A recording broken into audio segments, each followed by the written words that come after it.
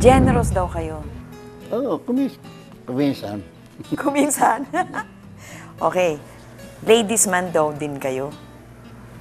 Sabi nila, pero actually hindi naman eh. Ha? Kuminsan sa akin, hindi naman sa pagmamalaki, no? Ewan ko ba't malapit sa akin ng babae. Parang, ewan ko, tinitingnan ko yung mukha ko sa salamin. Hindi naman ako kamukha ni Aga Mula ko, ano, di ba? Oo. O, ba't nga Pero ba? pag nakasama ko na, malapit na eh. Parang nahuhulihan ako ng loob, o nababaitan, o I don't know kung what. Oh. Ang dami niyong naging Marami talaga. any regrets? No. No. Kasi pareho kami lumigaya. Pareho kami lumungkot. Ikaw na nga ang Hindi ko matansya kung binibiro ako ni Dolphy tuwing tinatanong ko siya tungkol sa pag-ibig. Hindi raw niya kasi maipaliwanag kung bakit lapitin siya ng babae. Paano ko kayo manligaw? Wala ko, tingin lang. Madalas, tingin lang. Aba? Pero yung tingin ko sa'yo, parang gusto kitang dagitin, no? Parang agila, oh. Tingin ng Ganon? agila, oh. Oo. Parang agila nakakita ng kuneho, oh. Ganun ang tingin ko sa'yo. Pinararamdam ko rin sa'yo yun. Yung kamay ko, hawakan ko yung kamay niya, ganun. Pag hindi kumibo yung kamay, di okay. Kung tinanggal? Kung minsan, pag tinanggal niya ng bigla, medyo Tagilid. bigla eh. Pero kung inaalis siya ng dahan-dahan, pakipot ito. Naitanong ko kay Jaja paano siya niligawan ni Dolphy. Wala, tumitingin lang. Yun nga ang sabi niya. Talaga bang nadadala ka sa tingin? Oo. Kasi masyado talaga yung personality niya eh. You know, when he walks in a room, yung vibes lang nung siya mismo. Yung presence niya. It's very, very charming. You know, whenever we'd go out sa mall, siya po yung talagang palagi, Dolphy! Parang ako nandito, hindi naman ako pinapansin. 18 ang anak ni Dolphy. Kay Grace Dominguez, 6. Kay Gloria Smith, 4. Kay Baby Smith, 4. Kay Vanjie Tagulaw, 1. Kay Alma Moreno, 1. At kay Jaja, 2. Puwera ang 6 na anak kay Grace. Di nagkakalayo ang edad ng mga anak ni Dolphy. Aminado siyang nagkasabay-sabay kasi minsan ang kanyang mga relasyon at fling noon. Kay Grace, ang nanay ni Junior, una daw nakatikim ng kasawian ng Comedy King pagkatapos ng 12 taong pagsasama. Lahat ng breaking up is difficult. Especially kung may kids na kayo. Sa may anak kayo, may mahirap mo. Ang una nagsasuffer yung mga bata. Masakit pero hindi kasi sakit nung may anak ka. Naka-apekto ba dun sa mga anak niyo, yung breakup niyo? Like yung first wife niyo, Of course, 6 yung children, mga diba? una, naka-apekto. Pero yung una naming wife, sabi sa kaluluwa, si Grace, siyang umalis sa akin, iniwan ako. Ayaw na niya, umalis na siya. Bakit po siya? Ba't mo kayo iniwan? Ayaw ko, basta nagsawa na siya sa buhay kung wala eh. Sa madaling salita, nagsawa siya sa ganung buhay. Plus, siyempre, naririnig niya, nagkakaroon ako ng chicks on the side. Pero siguro nung mahiwara sa kay Grace, naging babayaran na siya. Hindi mo siya ng asawa niya. Malungkot siya eh. Sabi, sumasama kay Bayana sa Luneta. Umiinom na siya, nag-iinom ng mga alak. Hanggang sa makalimot. Ang akala ng marami, ayaw magpatali ni Dolphy. Ang totoo, ilang beses daw siyang nag-alok ng kasal sa mga naging kapartner niya. Pero sila ang tumatanggi. Ang pagpapakasal ang isa raw sa mga pangarap niya na hindi pa natutupad. Yun nga lang, sabi ko nga eh, napupunta ako doon sa ganun eh.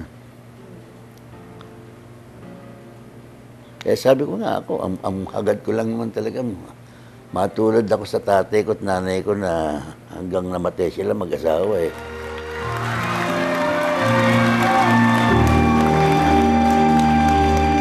Kay Jaja Padilla, Butas daw ng karayom ang pinagdaanan nila sa umpisa. Kasal kasi si Jaja at may isang anak. Si Dolphy naman, kinakasama si Alma Moreno. Napag-initan kami ng media na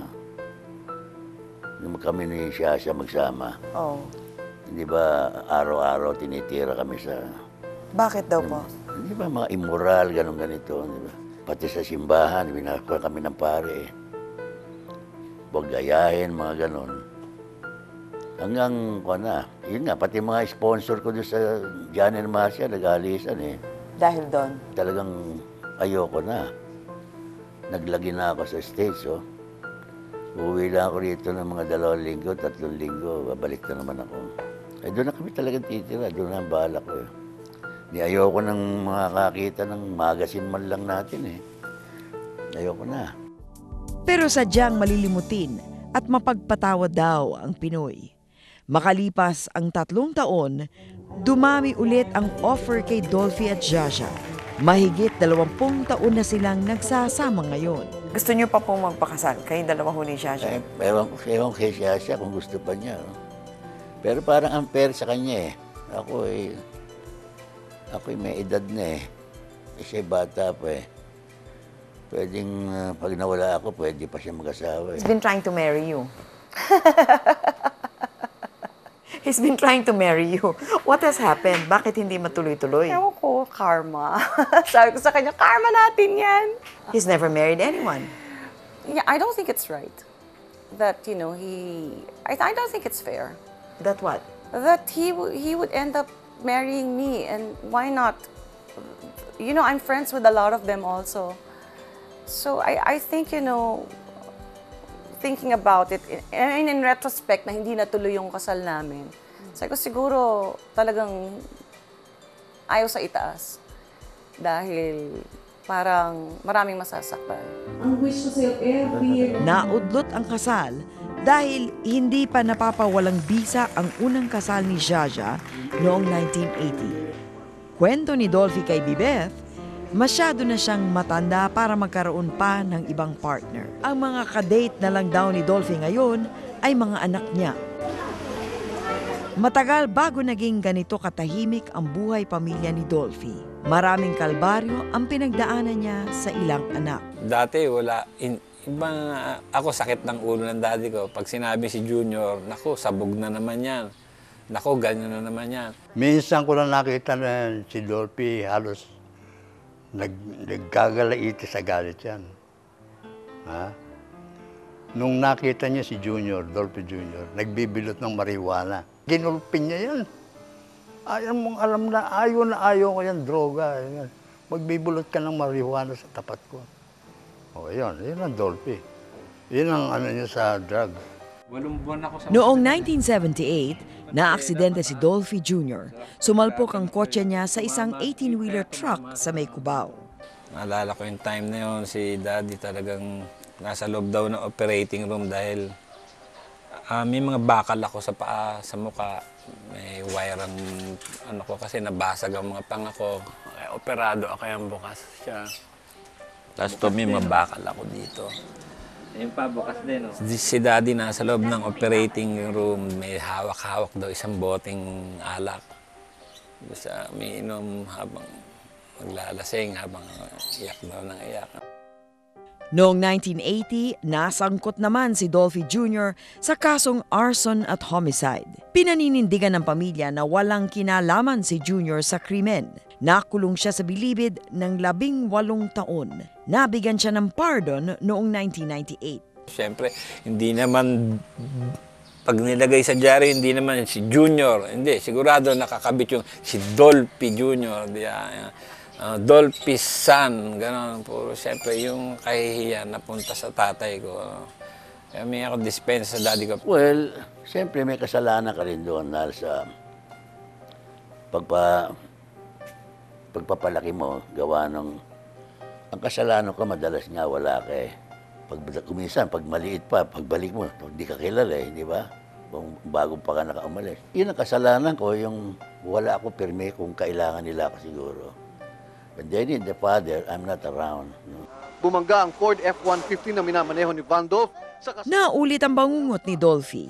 Nag-aagaw buhay ang bunsong lalaki na si Van Dolph nang bumangga ang kanyang pickup sa isang elf truck sa highway. Worst na kwentong nadidinig ko na dapat nakita mo si Papa nung that time, hindi rin makausap. May kwento nga siya na binigyan daw siya ng pampatulog. Tulog siya kasi hindi siya makatulog eh. Pagkagising niya, binibigyan siya ulit ng pampatulog. Sabi niya, pag gisingin niyo naman ako paminsan-minsan, parating niyo pinapatulog. Alam mo, Dolphy, sabi ko, makapagligtas kay Bandol, bonus mo eh. Sa dami mong natulungan, siguro sabi ng itaas, ikaw naman ang tutulungan, yung hinihingi mo. Kung hindi naging ikaw ang ama ni Bandol, patay na yan. Ganti na sa kanya sa kabutihan ginagawa sa kapwa. Kailan mo nalalaman na laos ka na? Well, masasabi ko ngayon, medyo papunta na ako doon eh.